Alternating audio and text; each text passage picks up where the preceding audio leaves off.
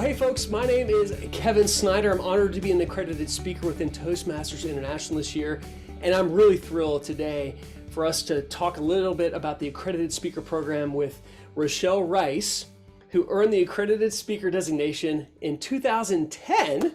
Yeah, when she was 16. And also, we're going to be talking with Greg Wood, all the way from Canada, who earned the Accredited Speaker designation in 2018. So we're going to be talking about the Accredited Speaker designation, as well as they're going to be sharing some tips and insights for any of you who have interest in this incredible designation and what it can do for you both personally and professionally. So why don't we start, Rochelle, if you don't mind, let's get started with you. Tell us a little bit about kind of what you currently talk about in your professional speaking career, if you don't mind, so people can get to know you a little bit. Thank you, Kevin. I am an expert in body-based leadership, the role of the body in effective leadership. And I work with emerging speakers, emerging leaders, I should say, to help connect them to their bodies, to improve their self-trust and make them powerful decision makers. Excellent. And your website, just so folks, if they want to reach out to you, is? Thank you, RochelleRice.com. Easy enough. Love it. Love it. Love it. Thank you. Greg, tell us a little bit about yourself and what you speak on and how you engage and entertain your audiences. Well, I'm kind of a double threat in that I started off as an entertainer, Kevin. I started off as a magician, and I learned from that. I started to share and teach drug abuse prevention and anti-bullying and self-esteem and those type of things, using magic as a tag in order to capture their audience and bring them in. So I've been using that pretty much ever since, but now I speak a little more on leadership and the importance of mastering communication and connecting with your audience in leadership. And I speak and do workshops and coach on those things. Oh, that's great. It's great to hear. So folks, if you want to reach out to Greg and or Rochelle, please definitely do that. They're professional speakers within the Toastmasters International community. And we're here to help support any folks that want to pursue the accredited speaker, as well as just be better Toastmasters, right? Exactly. So they can find me at gregwood.ca. I don't have the .com. It's owned by some guy named Greg Wood, I guess, but I don't have it. Greg, I've got actually respectfully the same issue with somebody else who, that's why I go by kevinsnyder.com, because kevinsnyder.com is owned by somebody else, and he is sick and tired of getting emails about me. So, well, hey, Rochelle, if you don't mind, let's throw it back to you. Tell us a little bit about the accredited speaker designation, just in general, maybe from a 30,000 foot view, high above, which we're going to call maybe the AS. That's what we call it because we're accredited speakers. So tell us a little bit more about that in general, if you don't mind. Oh, thanks, Kevin. I am super excited and proud of this program. The Toastmasters International Accredited Speaker Program is designed for the professional speaker with an area of expert knowledge in a particular field. And so what we do is they are people who are sought after experts in their fields. And what's so exciting to me about this designation is it really calls upon us to rise to a top expert level of professional speaking in order to reach this designation. Yeah, absolutely. Greg, would you like to add anything on about what the accredited speaker designation is and anything else that just further up on? No, I think Rochelle has handled it very well. I would like to say that sometimes people will get a DTM and think, oh, the next step is an accredited speaker, and it is not. They are totally unrelated. I earned my AS when I had a communicator bronze. That was the minimum you needed, and I had the minimum Toastmaster accreditation. I now have a DTM, but they're not really related, so they're not the next step. And as Rochelle pointed out, it's for people who are already professional speakers. Right. Excellent. So if I'm a professional speaker, or even somebody who has presented many professional speeches, I don't necessarily need to be a full-time professional speaker. Why would the AS designation be something that I should want to pursue? Greg, if I can throw that back to you for a moment, why is this something that would be meaningful and impactful for me as a speaker within Toastmasters? It's kind of two reasons, Kevin. Number one reason is it does help you sharpen yourself, your abilities, because you want to do the best you possibly can. In level one with your video, and in level two when you're live at the International Convention, you want to be on top of your game. You want to be el perfecto in your presentation. And quite often it's the same presentation we're already doing, but I find in most cases people have honed it a little bit better than they've been even doing it for the last 5 or 10 years. So yeah, excellent. Rochelle, would you like to add anything about why it matters, or why it maybe should matter, or why it mattered to you? Absolutely.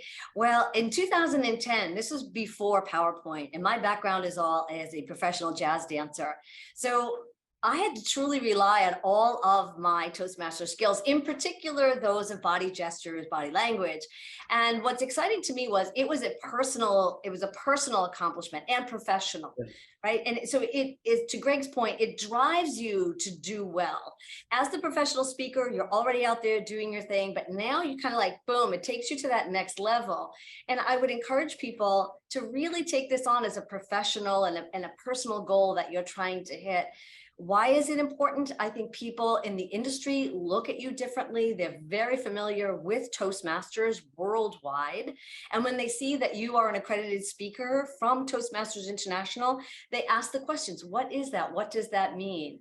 And it puts you at that extra notch above, to me, when it comes to, you could be trying to get a job with a particular company, convention, speaking opportunity. That little extra of the accredited speaker, which is actually a lot extra because people do know Toastmasters, could be what puts you over the top to get the job. I just had a conversation with the meeting planner this morning, and they had speaker options. So the meeting planner or the executive who has speaker options, they're normally, in my experience, looking, when they select the speaker, it's by ruling everybody else out, right? So this is the competitive advantage that an accredited speaker might have. Greg, did you want to add something on too?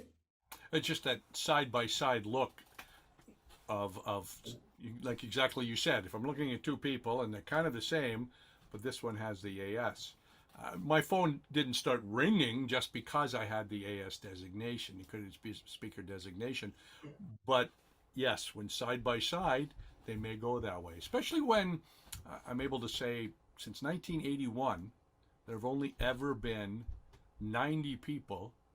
I used to say under 90 till recently, Kevin. Only 90 people have ever received this designation worldwide since 1981, and it gives that little step higher. And if I may, a shout out to the women around the world, because I believe we're still 20 or less when it comes to the women in this designation. So let's step it up. Yes, I back that up 110%. Absolutely. And already I hope, within this next past 10 minutes, people are already like, yes. Now what do I do next? How do I apply? So I guess, Rochelle, would you mind walking us through what are some steps? If I'm interested in this, I think I might qualify, but how do I know? Like, right. What should somebody do if they're interested in this? Yeah, Kevin, the biggest challenge I see is that people reach out to me, I want to do this, and they haven't even looked at the Accredited Speaker Handbook yet. Okay, so I realize you have the slide up there about eligibility, but let me also say, first and foremost, to pull up this document and go through it and see where you are. And as you have on the slide there, how to become an accredited speaker, people sometimes reach out, they haven't even gone through this document. So before you reach out or ask any questions, go through the document. We have spent enormous amount of time, especially these past 2 years during the pandemic, of really making sure that the qualifications and the eligibility and even the presentations are so up to date to match the needs of today's world. So the accredited speaker first and foremost, Kevin, and then we're going on to the list of eligibility. Awesome. Greg, anything to add on to that? No, I get the same type of stuff as Rochelle, where people will say, I want to do this. And one of my first questions, especially if they've asked me to coach or mentor them, is who's your audience? What's your topic? Right. And if you can't answer those questions, you're not ready. Mm. You know, if I can add on one personal, because I've had many people reach out to me about this, and I've been a very big advocate and proponent for folks for the accredited speaker designation. You can also use this as a guiding light, kind of like a North Star, to say, hey, look, if I want to advance my speaking professionally in an audience, the criteria here, the eligibility requirements are really kind of a guiding light for me to say, this is where I need to focus. If I don't have some of these elements, then that's what I can focus on to get those elements to increase my professional speaking outside of a club level. So that's another reason to take a look at the handbook, as Rochelle mentioned, as well as you're going to find the handbook on the website, toastmasters.org. In the search, just type up accredited speaker. Even if you spell it wrong, it'll still show up. But I'll put the link, whether it's down below or above this, I'll make sure I put this in the description for this video. So got lots of resources right at your fingertips, folks, if you're even considering looking at this. Now here's one of my favorite parts, because I've not had this conversation with Rochelle or Greg yet. I'm just curious myself, any tips and insights that both of you would share to that person who thinks, yes, I'm confident, or I think I might be qualified, so I'm going to apply. I'm going to follow the steps that are outlined for me. In addition to that, from your personal experiences, is there anything else that you might want to offer them as a unwritten tip or insight? Greg, let me throw that to you first. Okay, I wanted to make sure I didn't step on Rochelle's foot there, because if she steps on my foot, who cares? I'm a magician. I can still do my tricks, but if I step on her, she may not be able to dance. So I would suggest the first thing after you've decided this is something you want to do, this is something you want to go for, the first thing is to go and look on the same site, toastmasters.org, and find someone who's willing to be an accredited speaker mentor. You need that insight. Now, they won't train you. That's not their job. Some of them do train, but as I do, but I charge for that. That's not part of what I'm doing here. But I can help you, especially in the application process. You know, we still see people yearly fail the application process. Now, it's not really failing. That's not the right way to put it, because they're not being judged on their application, but they're not fulfilling the requirements of the application. And that is something that an accredited speaker mentor will go over with you and make sure that you meet those requirements. And Kevin, I would say in terms of tips and what to really pay attention to, it is a level of professionalism. And that to me goes everything from what you wear to how you speak, to the quality of your video, to your PowerPoint slides, to your opening body conclusion. Like, you are stepping out there at the top of your game, as Greg mentioned earlier. And so if you have one question or one tiny doubt, is this professional enough? And that doubt comes in, the chances are it needs to be stepped up a bit more. So always shooting for the highest level. To me, it's easy to take ourselves down, meaning, you know, if you're at a high level and you got to, you know, dress differently, be a little more casual, great. But to come in to this designation at a highest level of professionalism is the greatest thing you can ever do. You want this audience, you want the judges to walk away going, wow, that was dynamic. And the biggest question that we ask is, would you hire this person as a professional speaker? Mm. Would you recommend them and want to share the stage with them? True. That brings up a new question for you all. When Rochelle, you mentioned judging. Mm-hmm. So the accredited speaker, it's judged, but it's also judged differently than perhaps what many familiar Toastmasters know as the International Speech Contest. So what's the judging, maybe similarity, but also differences with that, if you don't mind? we're still looking at the physicality, the content, the grammar. There's a whole judging form in the handbook.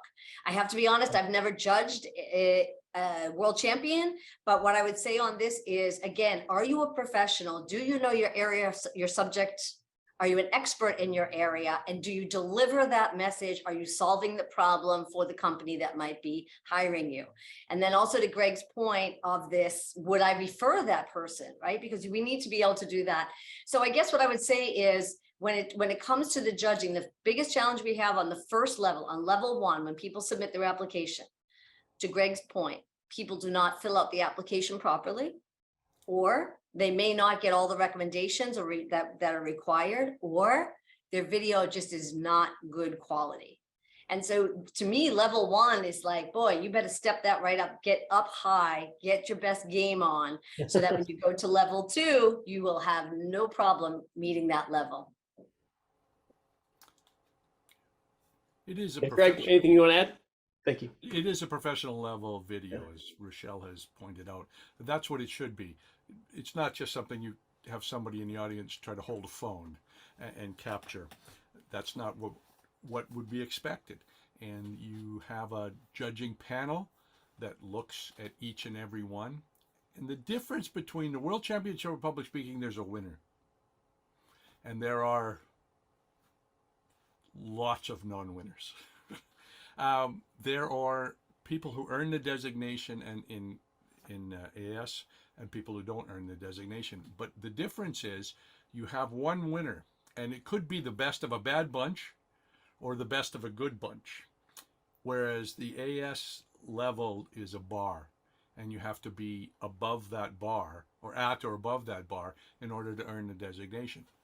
We have had years, I think, Rochelle can correct me if I'm wrong, when I think all 8 people earned the designation, and we have had years where no one even got past level 1. So. Wow. Kevin, can I add just a little bit more? I think what's been so exciting, and this goes to the level of professionalism, I became the co-counsel chair in the year of 2021. And this was during the time, we were still smack in the middle of this pandemic.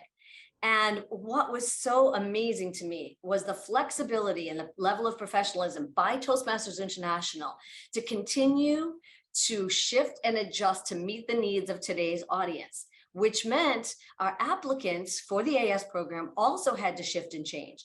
So we had people that were doing live from around the world. We had people sending in videos. We had the hybrid, just like we did at last year's convention. So it's an incredible time for an incredible opportunity for professional speakers today, especially in Toastmasters International, to really be present in what is required to be a professional speaker today. And that to me is what's so important and exciting about the Accredited Speaker Program. We are at and want to stay at the cutting edge. And that is a lot of Rochelle's doing. Well, Rochelle and Greg, as an accredited speaker too, I recognize and appreciate all the behind the scenes efforts that you and the whole process, the committee, and people at the international headquarters have put in for this program. I'm really excited for where it can continue to grow, and that's why we're doing this video, is to kind of help people, encourage them, but also be kind of, hey, these are the steps. It's an opportunity for folks who really want to elevate their speaking level, who feel that Toastmasters has an opportunity to recognize that. So thank you all both for taking some time today to share some insights. And I do want to add that Toastmasters is a good place to hone your skills, to learn things, and to become a professional speaker if you're not a professional speaker. There are many advanced clubs.